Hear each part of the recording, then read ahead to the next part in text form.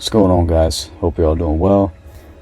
So look, jumping rope and lifting weights honestly might be the most underrated combo for building muscle and staying lean. But there's something that I think a lot of people get wrong, and that's the order in which you do them, right? So here's how to actually combine them in the right way. So this is one of those questions that people kind of debate, right? And it's like the whole, cardio versus, do I do cardio before or after my workout? And when you actually dig into it, the disagreement isn't really about who's right or who's wrong, but the answer really depends on what your goals are and what you're training for. So there's a little bit of science to this.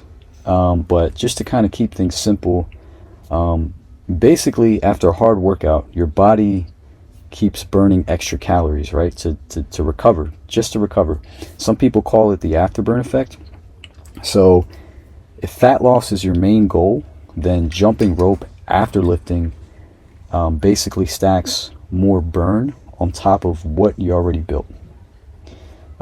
But then there's a flip side, right? So if you're purely just chasing muscle, right, you're just trying to get big, you're trying to, get size, then some people say to flip that order, right? So do your cardio first, because jamming cardio in right after your lifting session can actually mess with, muscle building signals that your body is trying to send, right? It's kind of annoying, but apparently that's how that works. But here's something most people don't really think about, right? Jump rope, it's not just a cardio that you're trying to squeeze in, right? It's a lot more than that. And it can actually make you a better lifter. And I've noticed this myself, right? Because if you really think about it, jump rope, it builds coordination, it builds footwork, it builds grip endurance. So, all those things, they tend to carry over into your lifting sessions, right? So, if your ankles and your calves are stronger, then you're going to have a better squat, right? Because if you think about it, you jump rope, you're building that bone density. And if your grip lasts longer, then that's going to be noticeable in your deadlifts, in your pull-ups, and those exercises where you're going to need grip. Like I said, I've noticed this myself, and I'm pretty sure that if you do that, you're going to notice it as well. Also, you're not going to gas out as fast either, right? You're going to, because if you think about it, jump rope expands your lungs and it helps with your cardiovascular system. So, that's one of the main reasons why I like to combine both, because I noticed that I can get in some extra reps, some extra sets without really getting winded too much or too fast. So, it's not just about balancing cardio with strength, but the two actually, they reinforce each other. But, if your goal is like most people's, right, including myself, you want to build some muscle, you want to get stronger, you want to stay lean, you want to look good, you want to feel good, then what tends to work best is to lift first, right? So start off lifting, because when you do that, then you're still fresh. You're not really sacrificing your form or your strength, right? They don't compromise. Because, if you start to jump rope 10 minutes before your workout, then, you're going to expend a lot more energy versus just waiting till after the workout, right? And that's not to say that you can't jump rope before your workout. I mean, I have done it before too. But if you're going to go that route, just keep it like 5 minutes, right? Just get some blood flowing in your body, your heart pumping, but don't go too crazy. And then after you lift weights, then jump rope for about 10 to 15 minutes as a finisher. So, that way you still get the extra calorie burn and you're not sacrificing the quality of your lifts.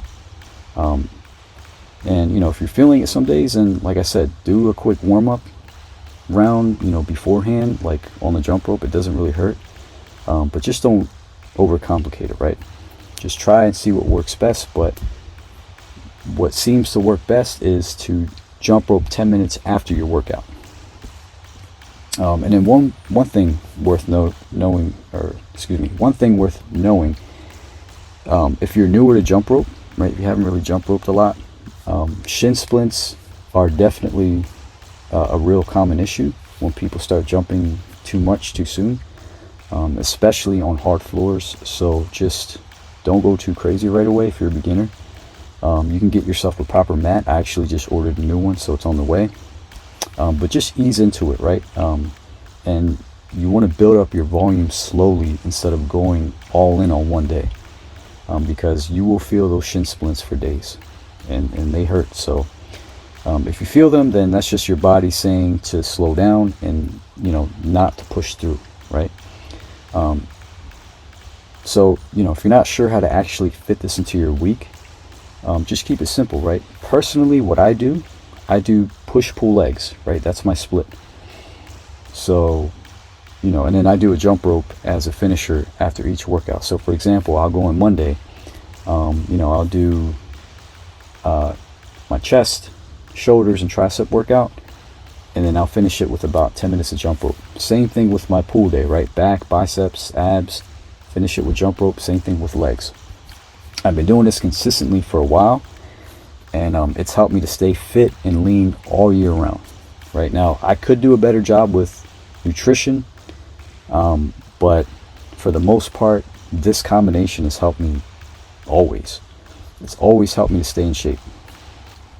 But yeah, you don't have to copy that exactly. That's just an example of what I do, but you know, I think it's a simple, easy structure to build around. So, you know, pick your lifting split, tack on a jump rope like after your session, and if you want to do extra cardio, you can even do like a standalone, you know, short jump rope session on like an off day, right? Something like that. You don't have to overthink it. Just stay consistent, and then you can adjust as you go. You can kind of see what works for you.